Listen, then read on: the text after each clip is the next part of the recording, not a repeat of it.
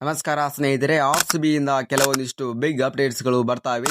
ಜೊತೆಗೆ ಬಿಸಿಸಿಐ ಕೂಡ ಕೆಲವೊಂದಿಷ್ಟು ಗೈಡ್ಲೈನ್ಸ್ ಗಳನ್ನ ಹೊರಡಿಸಿದೆ. ತಂಡದ ಪ್ಲೇಯರ್ಗಳು ಇವುಗಳನ್ನ ಫಾಲೋ ಮಾಡದಿದ್ರೆ ಫೈನ್ ಬೀಳುವುದು ಖಚಿತ.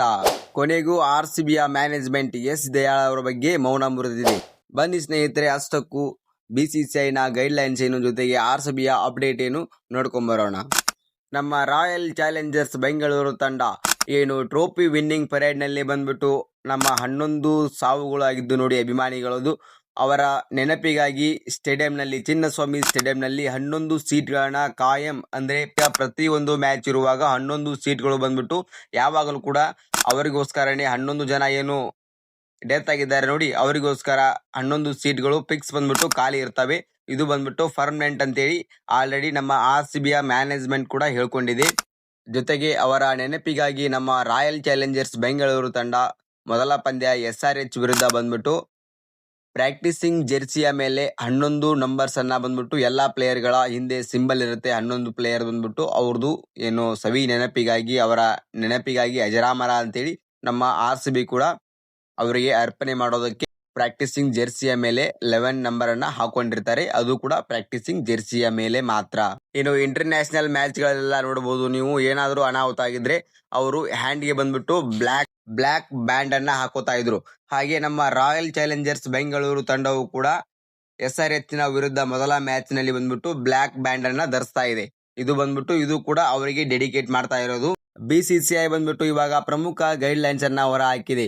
ಬಿಸಿಸಿಐ ಬಂದ್ಬಿಟ್ಟು ಇವಾಗ ಏನು ಹಾಫ್ ಶರ್ಟ್ ಇರ್ತದೆ ನೋಡಿ, ಅಂದ್ರೆ ಶೋಲ್ಡರ್ ಇಲ್ಲೇ ಇರುವಂತಹ ಶರ್ಟ್ ಅನ್ನ ಬಂದ್ಬಿಟ್ಟು ಪ್ಲೇಯರ್ಗಳು ಧರಿಸುವಂತಿಲ್ಲ.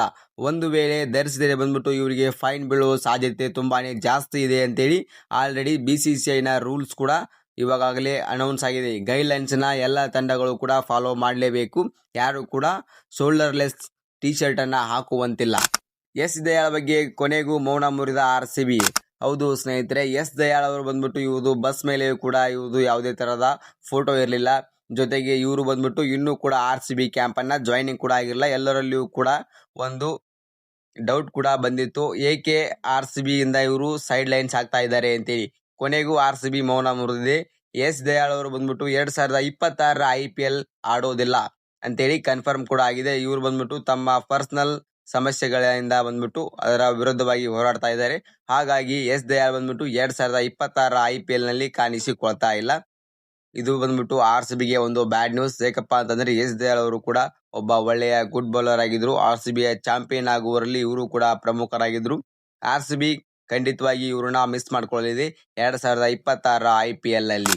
ವಿಡಿಯೋ ನಿಮಗೆ ಇಷ್ಟವಾದ್ರೆ ಮಾತ್ರ ಲೈಕ್ ಮಾಡಿ, ಜೊತೆಗೆ ಸಬ್ಸ್ಕ್ರೈಬ್ ಕೂಡ ಮಾಡ್ಕೊಳ್ಳಿ, ಇಲ್ದಿದ್ರೆ ಬೇಡ. ಹಾಗೆ ಇದೇ ತರದ ನೆಕ್ಸ್ಟ್ ಕ್ರಿಕೆಟ್ ಅಪ್ಡೇಟ್ ನಾ ನಿಮಗಾಗಿ ತೆಗೆದುಕೊಂಡು ಬರ್ತಾ ಇರ್ತೀನಿ.